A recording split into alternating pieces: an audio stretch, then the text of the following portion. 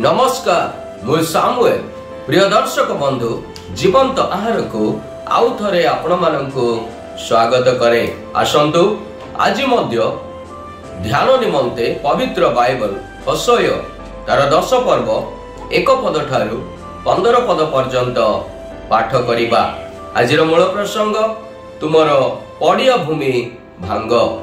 एठारे प्रकार लिखा जाए, इस्राएल वर्धिष्णु द्राक्षलता से अपना फल उत्पन्न करे, से अपना फलर बाहुल्य अनुसारे अपना यज्ञ वेदीर संख्या वृद्धि करिअछि। ताहार देशर उन्नति अनुसारे लोक माने मनोहर स्तंभ निर्माण करिअछन्ति। सेमानकर अंतकरण विभक्त होइअछि। एबे सेमाने दोषी गणा जिबे। से सेमानकर यज्ञ वेदी सबुकु आघात करिवे, से सेमानकर स्तंभ सबुकु नष्ट करिवे। अवश्य एबे समाने कहिबे, आम्भ मानकर राजा नाही, कारण आम्भे माने तो सदा प्रभुंको भय करुनाहो। एणु राजा आम्भ मानक पाए कौन करि पारिबो? समाने नियम करिबा समय मिथ्या शपथ करी असार कथा कुहंती। एथिपाई क्षेत्रर शियार रे जेपरि विष वृक्ष सेपरि समानकर दंड अंकुरित हुए। समरिया निवासी गण बैत अब्नर गवश्य प्रतिमा सकाशु त्रासयुक्त हेबे, कारण तहिर लोक माने ताहा पाई विलाप करिवे ओ तहिर जो पुरोहित माने ताहार गौरव सकाशु आनंद करितिले सेमाने विलाप करिवे, कारण ताहार गौरव ताहाको छाड़ी दिया जाई अछि। ताहा मध्य जोरेब राजार भेटी निमंते असुर को नीत हेबो। इफ्रेम लज्जा प्राप्त हेबो ओ इस्राएल निज मंत्रणा विषय लज्जित हेबो। समरियार राजा जल उपरिस्थ फेण तुल्य उच्छिन्न हेला। आहुरी इस्राएल पाप स्वरूप आवेदनर उच्चस्थली सबु विनष्ट हेबो। कंटा ओ अगरा गछ सेमानकर यज्ञ वेदी उपरे उत्पन्न हेबो। आउ सेमाने पर्वत गण को कहिबे, आम्भ मानकु घोड़ाओ। उप पर्वत गण को कहिबे, आम्भ मानकु परे पड़।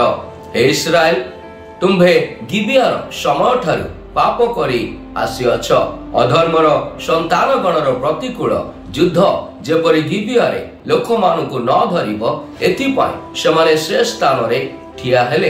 जेतेबेले आम्भर इच्छा सेतेबेले आम्भे सेमानकु शास्ति देबु ओ सेमाने आपणा मानकर दुई अपराध रे बंधा जिबा समय गोष्ठी गण सेमानक विरुद्ध रे संगृहित हेबे। आ इफ्रेम शिक्षिता गाभी से शस्य मर्दन करिबाकु भल पाए, मात्र आम्भे ताहार सुंदर ग्रीबारे हस्तार्पण करिअछु। आम्भे इफ्रेम उपरे एक आरोही को बसाइबा। जिहुदा हल बुलाइबो, जाकुब ताहार टेला भांगिबो। तुम्भे माने आपणा मानक निमंते धार्मिकतार विहन बुड़, तदन दयानुजाई शस्य काट। आपणा मानकर पड़िया भूमि भांग, कारण जे पर्यंत सदा प्रभु आसी तुम्भ मानक उपरे धार्मिकता न वर्षांती से पर्यंत ताहांकर अन्वेषण करिबार समय अछि। तुम्भे माने दुष्टता रूप चाष करी अधर्म स्वरूप शस्य काटिअछ। तुम्भे माने मिथ्या कथार फल भोजन करिअछ, कारण तुम्भे अपना पथरे अपनार वीर समूहर विश्वास करिअछ।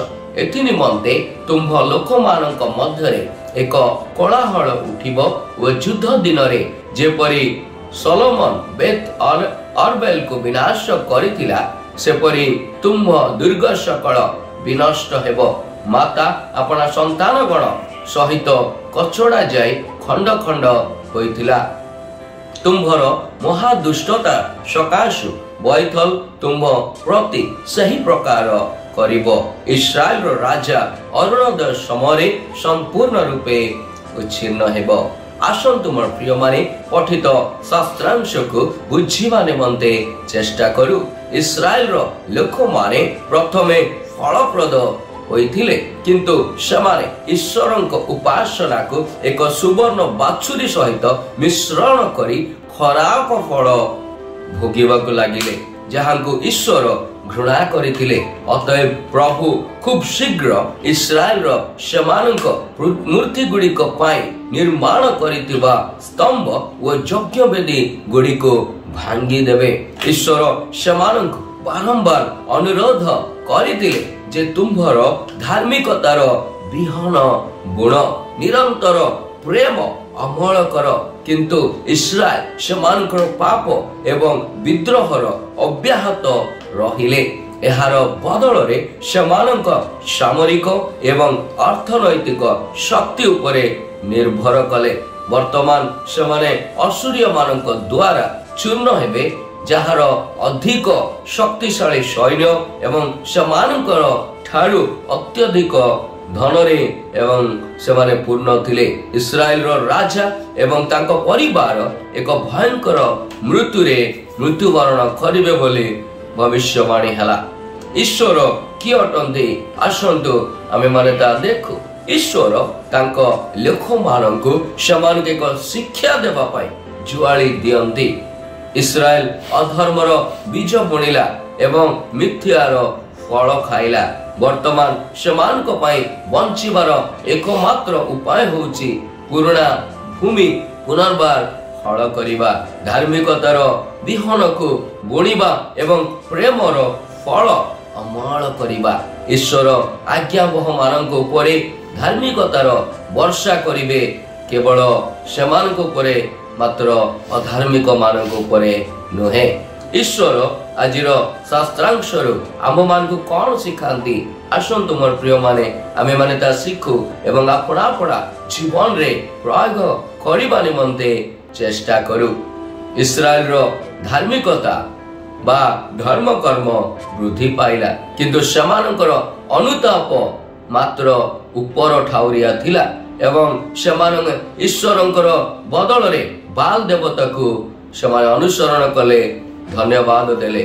ଆସନ୍ତୁ ନିଜକୁ ପରୀକ୍ଷା କରିବା ଯେ ଆମର ଧାର୍ମିକ ରୀତିନୀତି ଆମ ପାପକୁ ଘୋଡ଼ାଇବା ପାଇଁ ବାହାନା ଭାବରେ ଆଜି ବ୍ୟବହାର ହୁଏ କି, ବା ତାହା ପରିବର୍ତ୍ତେ ଆମକୁ ସେଗୁଡ଼ିକ ଠାରୁ ଦୂରେଇ ରଖିବା ପାଇଁ ଏବଂ ଧାର୍ମିକତାର ମାର୍ଗରେ ଅନୁଗମନ କରିବା ପାଇଁ ତାହା ବ୍ୟବହୃତ ହୁଏ କି? ଆସୁ ଆଜିର ଧ୍ୟାନରେ ଆମ ପ୍ରତ୍ୟେକଙ୍କୁ ପ୍ରଭୁ ଆଶୀର୍ବାଦ କରନ୍ତୁ। ଆସନ୍ତୁ ଆମ୍ଭେମାନେ ପ୍ରାର୍ଥନା କରିବା।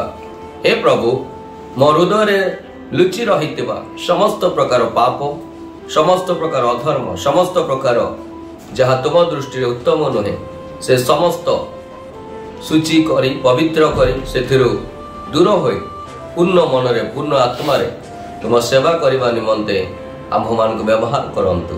ଯୀଶୁଙ୍କ ନାମରେ ଏ ପ୍ରାର୍ଥନା ମାଗିଲୁ, ଆମେନ୍।